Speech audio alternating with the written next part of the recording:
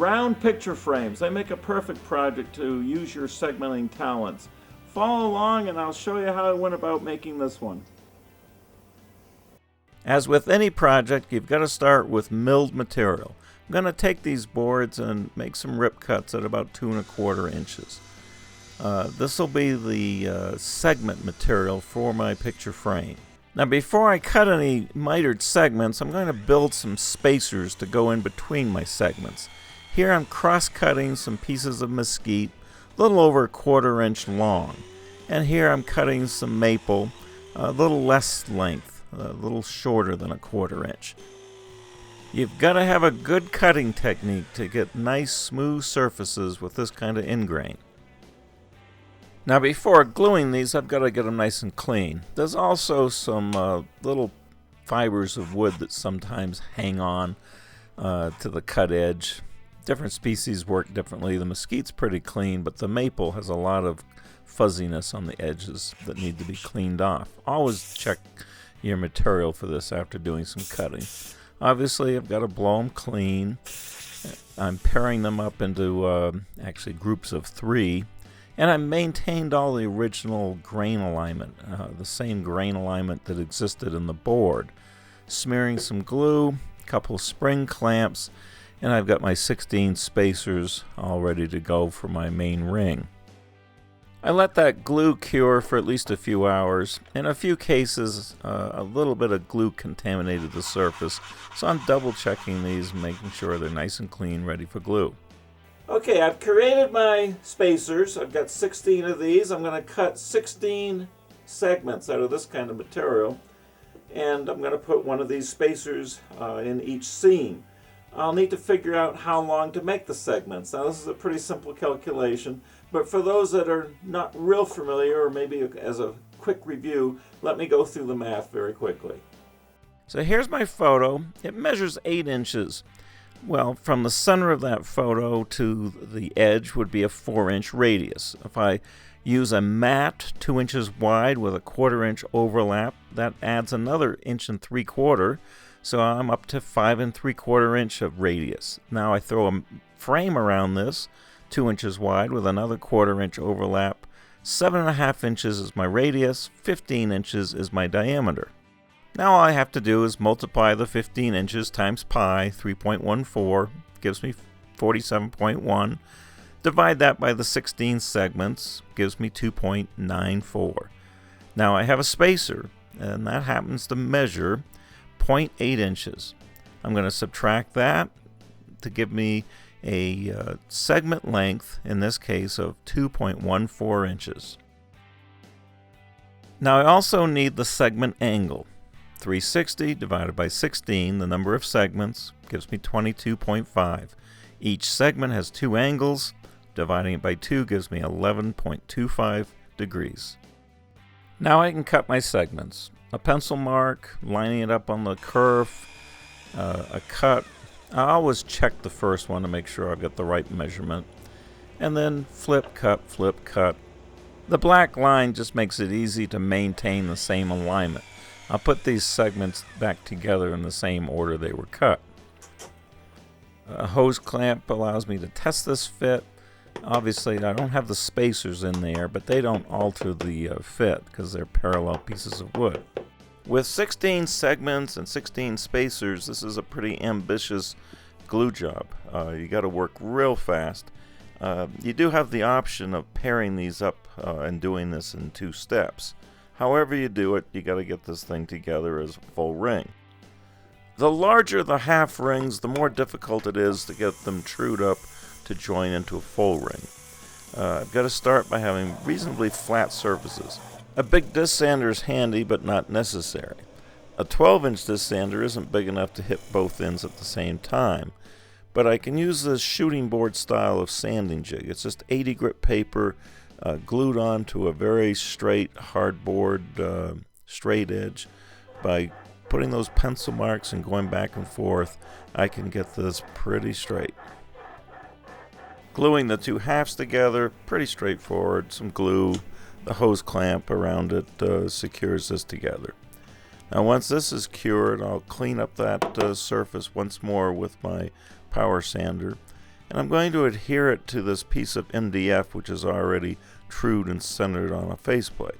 Some hot melt glue attaches it as a temporary holding device.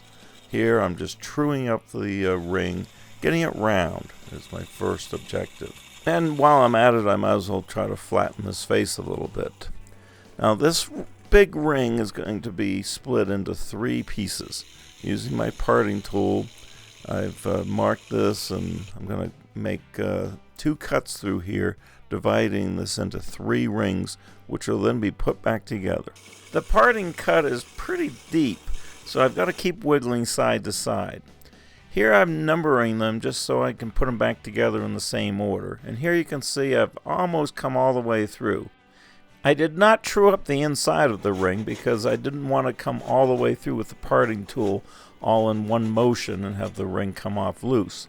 It's a lot safer and easier to just cut it off like that. Here I am flattening number 2, getting it ready so it can be put back together. The same pencil marks and sanding block technique work on big rings just as well as small rings. With ring number 1 out of the way and ring number 2 flattened, I can now part off the middle ring. My next chore is to get this bottom ring nice and flat. Same procedure, trim it up, use the pencil mark trick again. Now once I've got this bottom layer all perfectly flat, I'm going to take that middle layer, I'm going to turn it around, and then I'm going to attach it, once I've got it nice and perfectly centered, I'm going to attach it with some hot melt glue. I'll run a bead around a lot of the perimeter, not all of it, but a lot of it to get it nice and securely attached. That allows me to now attack this other side of that middle layer, get it nice and flat. So now I've got my middle ring with 2 flat surfaces. Same procedure, once I've finished the middle ring, I'm going to attach the outer ring, reverse it around so it's flat side to flat side so I can flatten that other side. Now to get them back apart, I'm using this piece of MDF. That's just keeping things together as I turn off this hot melt glue. Here, as I've turned off that hot melt, I renumbered them just to make sure I keep them in the same sequence. So here's my 3 rings. Now it's a matter of deciding just how to go about putting them back together.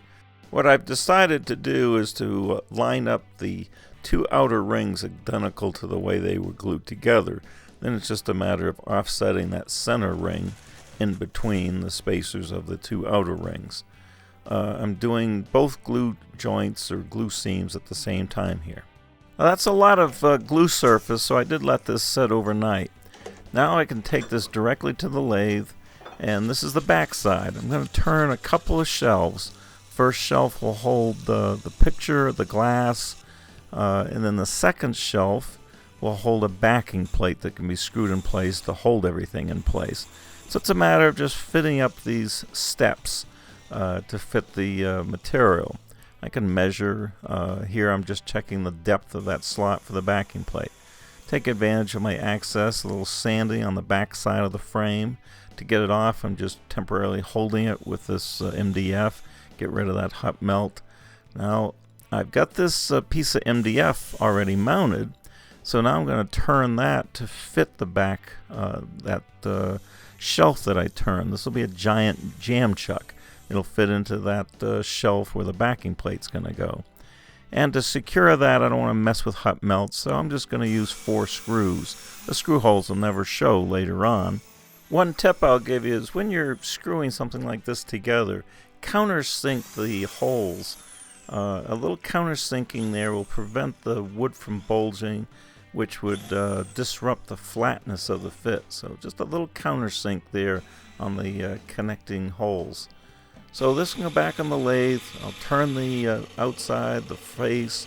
Not a lot of turning here. It's a pretty simple shape. Some sanding. Get this ready for finish. For finish, I'm going to use water-based poly. I'll put about 4 or 5 coats on this, buffing it in between coats with some synthetic steel wool. Now once this is all finished, It's a simple matter of getting it out of that piece of MDF. I've got to turn a backing plate. I could cut it with a bandsaw, but it's a cleaner job to do it on the lathe. This is just being held with some double-sided tape. The lines I'm putting on there are just to decorate the back. It gives me a place to put some information. I'm putting the baby's name and his age at the time the photo was taken. So here I am just preparing this to screw this all back together. One last step, that's a hole here to accept a nail for hanging. These segmented frames are pretty easy. They make great gifts. I encourage you to give it a try. I'll bet you won't have to look very hard to find a lot of photos around your home that could use a frame. And don't limit yourself to just a wall hanging. Here's a little guy, very small 4 or 5 inch frame with a base that sits on a desk or on a shelf. You can do lots of things with these. Here's a few other frames that I've done over the years. Here's the Cuban flag circling this Cuban painting. And these redwood frames here, they're pretty special to me. These are some of the very first turnings I ever did about 16 years ago. They're solid redwood out of a tabletop that we used here at the house for about 20 years as the kids grew up.